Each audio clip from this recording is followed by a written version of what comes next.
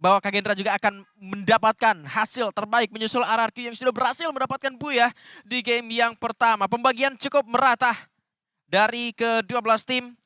Sementara Bigetron juga kembali menuju ke arah Council Hall. Tidak akan ada gempuran di awal-awal. RRQ menarik tadi kalau bisa kita lihat seperti biasa.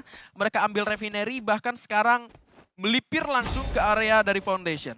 Ya, Foundation tentunya akan dihuni oleh satu player yaitu Abai untuk sebagai mata-mata maksudnya. Dan ini udah common banget ya bagaimana setup yang dilakukan ataupun ketika mereka turun drop zone, mereka akan split position dan hal tersebut so far membuahkan hasil yang cukup baik gitu. Mereka ataupun masing-masing player yang mampu untuk setidaknya menjaga badannya masing-masing dan itu adalah benefit yang mereka bisa dapatkan.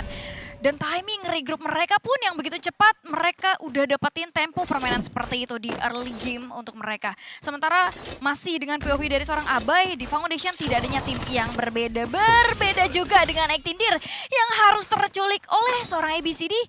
Mengenal juga resiko dari split position yang dilakukan ya seperti ini gitu. Potensi untuk terculiknya gampang, at least dibayarkan dengan informasi yang juga mahal yang didapatkan oleh RRQ Kazu. Sementara Bigetron dan juga Team Flash sudah mulai saling mendetek. Betul, udah ada deteksi dan sorry tadi Dir ya yang keculik juga udah tahu betul ada berapa orang yang gerak menuju ke area rumah bawah dari Refinery. Artinya RRQ juga masih punya pilihan untuk nge-fight back atau banting setir fokusnya menuju ke arah yang lain. Karena untuk di menit awal-awal seperti ini nggak bakal ada tuh tim-tim dari kota lain yang gerak menuju ke area dari Refinery rumah bawah situ selain tim Flash karena memang mereka punya launchpad juga dari arah Shrines itu sendiri yang bisa langsung nyampe menuju ke arah pertengahan. Dan ini juga menarik nih, EVOS setelah mereka looting, mereka juga geraknya ke arah Shrines, bahkan Rasya hanya diutus untuk mengambil area bukit. Tim Flash pun membaca hal tersebut, makanya mereka gerak cepat dan sekarang di Shrine sih udah nggak ada siapa-siapa juga gitu loh. Kosong-kosong. Shrine-nya udah kosong, udah nggak ada orang, Flashnya juga nggak terlalu mau overcommit ke area dari dari Refinery.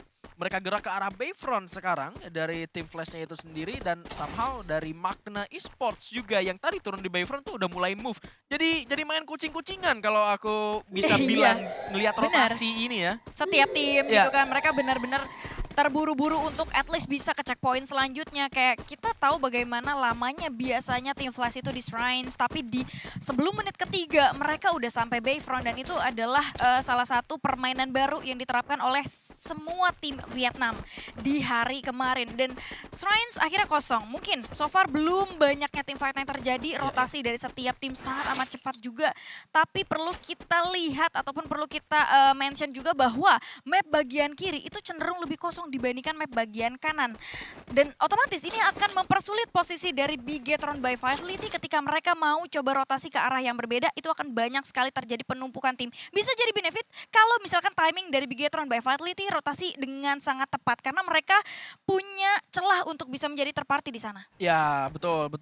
Tinggal pembacaannya aja kalau misalkan memang Bigetron by Vitality punya insting yang jauh banget gitu ya kan, bahwa di Bayfront ini akan terjadi pertempuran kalau misalkan mereka juga tahu rotasi tim Flash juga menuju ke arah Bayfront itu sendiri. Sementara kita juga melihat di sini Kagendra tadi sempat natap menuju ke arah tim Expand, melakukan rotasi menuju ke arah kiri atau ke arah bawah dari pertahanan Kagendra itu sendiri. Sementara juga kita disuguhkan dengan pertempuran antara tim Todak dan juga Virtus Pro. Belum juga dicasterin udah hashtag 12, gimana? Cepet banget, buru-buru banget sih, gitu mau kemana sih ya ampun. Belum dicasterin lah itu. Orang-orang tuh, orang-orang yang gak lolos FNS tuh pengen loh dicasterin sama kita gitu. Gitu, tiba-tiba udah eliminasi semua gimana ya kan ya udahlah ente gitu kan. Tapi balik lagi, lihat gimana cepatnya WAG untuk datang. Lihat gimana cepatnya tim Vietnam membaca pertempuran yang terjadi. Makanya bukan sekali dua kali kalau kita kilas balik bagaimana di hari-hari sebelumnya, di minggu-minggu sebelumnya. Sering banget Vietnam itu menjadi terparty gitu. Karena hal tersebut sangat amat dinotis oleh teman-teman dari Vietnam. Setiap pertempuran yang terjadi itu pasti akan dibaca oleh Vietnam. Dan kita bisa lihat bagaimana posisi dari tim Flash yang juga sudah mulai dibaca oleh teman-teman dari Magna Esports dengan situasi yang sama setiap tim. Mereka nggak mau gegabah maju, mereka mau coba baca situasi terlebih dahulu. Dan ini seperti yang gue bahas tadi, WAG sudah mulai datang terhadap tim ataupun player daripada Virtus Pro yang mana kita tahu ini timingnya juga kurang pas. Oke, Bebili, kita spill. Boleh. Ini dia yang Boleh. udah di spill ternyata pakai drone view kita. Iya, Karena Kak Gendra yang memutuskan untuk defense di area Stun Right kali ini akan kedatangan tim Heavy. Yang mana tadi juga sempat ada sebuah binoculars yang dibuka sepertinya oleh para pemain dari tim Heavy. Dan CD7 sudah mulai mengambil posisinya. Alan sudah mulai terpick off, tapi lihat 1, 2, 3 pemain dari area tim Heavy sudah mulai naik. Raf dipaksa untuk menggunakan Rebel Rush-nya. Tapi satu pemain Alan berhasil pick off, Irap juga berhasil untuk dijatuhkan di sana. Sayang sekali, upaya revive coba dilakukan oleh seorang Raf dengan menggunakan 400 kain berhasil. Tapi Dead di sana hampir saja tertangkap.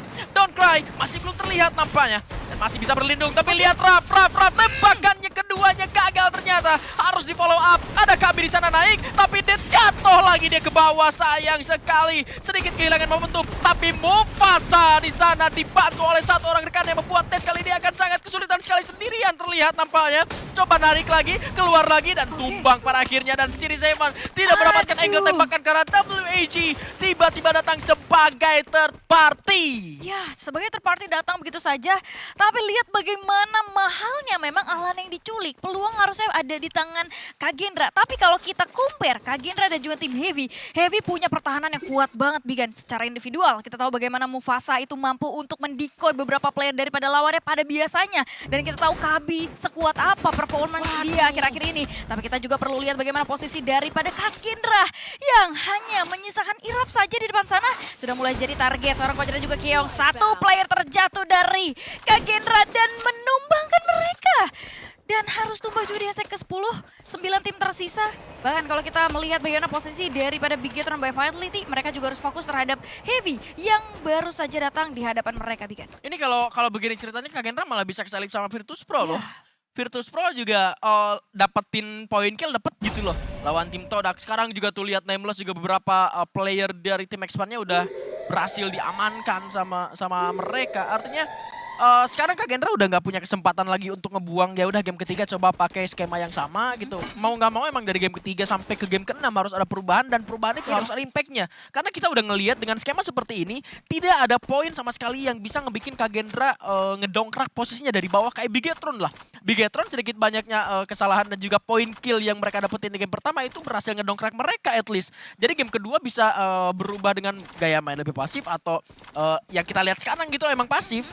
Tidak seperti di game pertama. Jadi mungkin catatan gue buat Kak Gendra adalah ayo perubahan semenjak di game ketiga gitu.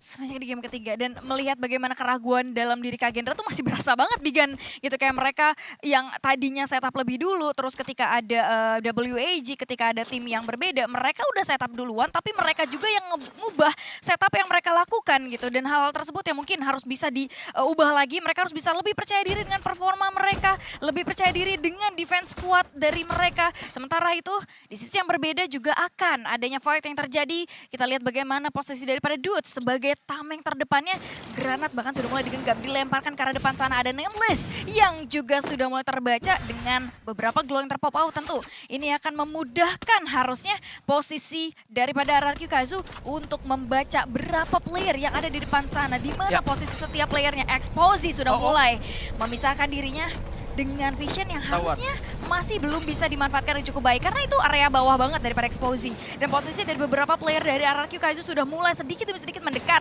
terhadap Virtus Pro. Yang mungkin sedikit demi sedikit mereka akan coba mundur. Bahkan Diamond sudah mulai coba untuk melontarkan beberapa senjata. Dan terjatuh sayang sekali. Ikhtiar masih ada, masih cukup kuat. Tapi harus terjatuh juga karena memang pertahanan dari Virtus Pro dan tidak imbangnya jumlah player juga menjadi kesulitan terhadap RRQ Kaizu. Hanya menyisakan Maal di jarak kejauhan. Maal tidak bisa berlari lebih jauh lagi, tapi at least ada Abai yang masih sempat untuk bisa merevive kembali teman-temannya. Time sudah mulai dia mengamankan, bahkan dimanfaatkan dengan begitu cepat.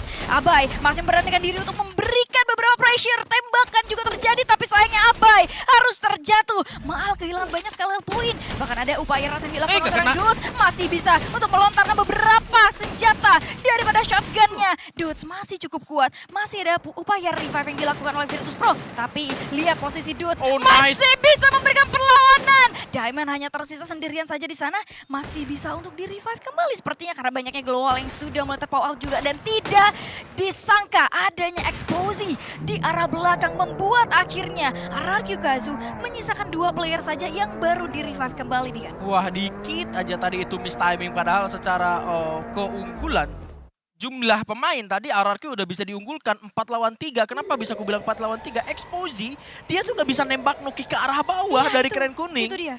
Tapi semua granat yang dilontarkan oleh Dudes itu tidak membuahkan knockdown apapun, ngasihnya damage yang cukup besar, tapi balikin darah sekarang itu nggak susah. Dengan Fort Olivia aja udah bisa banyak tuh darah yang balik. Ada inhaler juga, ada energizer juga gitu ya kan. Belum lagi adanya tadi Dimitri juga yang dipasang di dalam area pertempuran. Entah itu mungkin rasanya kalau aku lihat itu miliknya Virtus.pro gitu loh. Dan Dudes-nya masuk duluan, Tindirnya masih di belakang kayak seakan-akan Dudes-nya udah ngomong ayo ras, tapi Tindirnya nggak denger. Belum. Iya, kayak nggak denger, makanya dia masih di belakang. Abainya udah nusuk, dia flanking ke arah belakang. Di saat itu Dudes-nya ke pick off, lalu Maalnya kena tembak juga sama Exposy, langsung disamperin. Exposy bisa kita bilang untung di sana, kenapa? Exposy bisa ke arah Maal tanpa harus keganggu sama 3 pemain dari RRQ pada akhirnya. Itu, jadi nggak make sure dulu setiap playernya itu berada di posisi yang siap dan juga aman gitu. Gue cukup sepakat bagaimana posisi dari Maal yang kedetek oleh Exposy itu menjadi sebuah kerugian juga untuk RRQ Kazu. Karena kalau kita melihat bagaimana posisi daripada Exposy yang cukup mengganggu, harusnya bisa di counter dengan adanya kesiapan dari Maal. Maal butuh bantuan dari Raster di arah depannya. Maal butuh dulu posisi yang enak untuk ngasih follow up.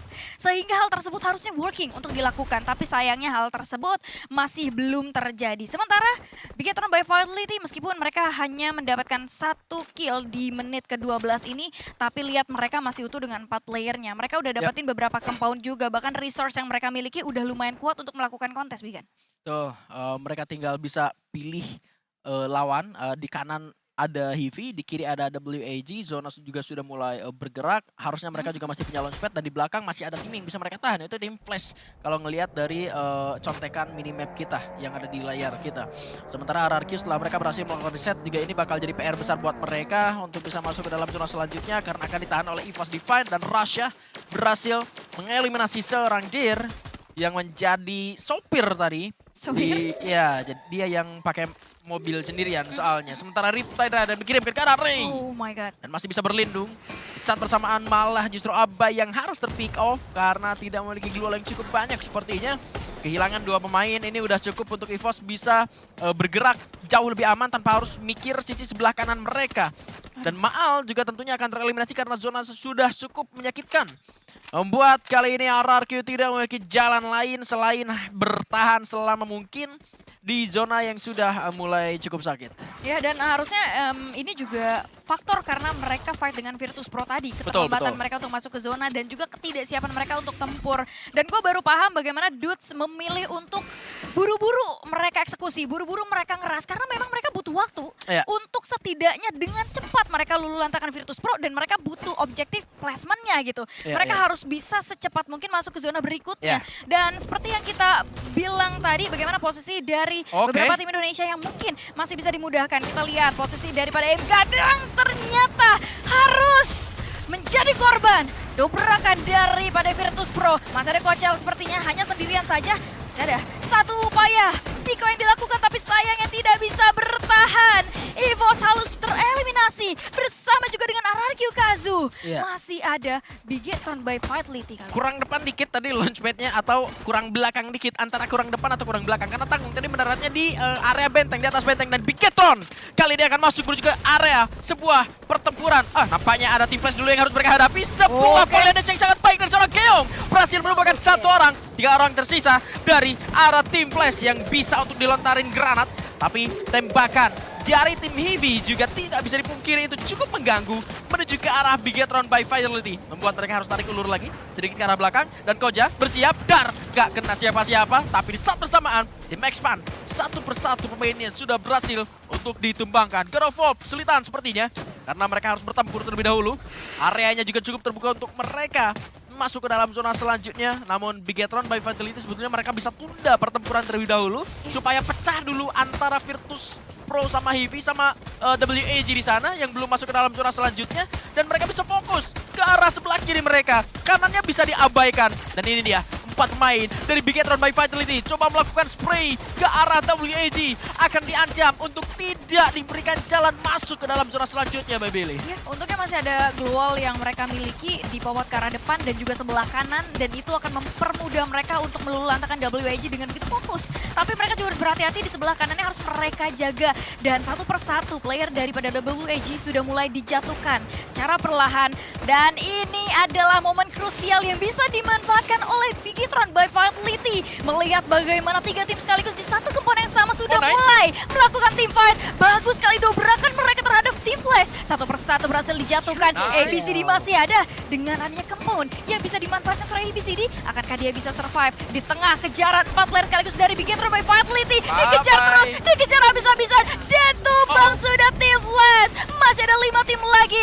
Azriel harus terjatuh bersama juga dengan Tik yang harus terculik. Hanya menyisakan 2 player daripada Bigetron by Vitality. Tentu ini akan menjadi momen yang cukup sulit untuk mereka bisa bertahan di area late game meskipun hanya menyisakan 4 tim saja. Kita tahu bagaimana posisi daripada Heavy yang lumayan diuntungkan kali ini, Bigan. Iya, sayangnya ternyata masih ada beberapa compound untuk WAG bisa bertahan tadi, sehingga spray down yang dilakukan oleh Bigetron by Vitality tidak membuat WAG-nya tereliminasi. Tapi banting setir yang dilakukan oleh Bigetron itu udah cukup baik sekali karena perangnya udah pecah tadi di bagian depan juga. Bigetron bisa ambil situasinya, namun sekarang tersisa 2 pemain juga ini menjadi PR yang cukup besar untuk Bigetron by Vitality. Karena sekarang zona juga sudah mulai bergerak. Ada launchpad yang digunakan oleh Virtus Pro ke arah tengah, tapi Heavy berbahaya sekali Alan. Namun masih selamat dia untuk bisa turun ke arah bawah. Pertempuran antara WAG dan juga Virtus Pro. Eksplosif! Oh my god, what a shot! Dengan snipernya masih bisa memberikan headshot. Namun pada akhirnya dia harus tumbang karena masih ada healing Earthbeat yang digunakan oleh WAG. Mufasa jatuh, tapi lihat Keong menerobos dari belakang, dapat 1 Keong. Harus jatuh juga pada akhirnya, menyisakan 1 pemain dari Bigetron by Vitality. Koja di arah belakang yang bisa memberikan pressure dari jarak kejauhan, masih bisa melepaskan tembakan. Namun akhirnya tim Heavy sudah mulai kehilangan pemainnya. Sisa 1 player lawan 1 melawan 1. Seru sekali.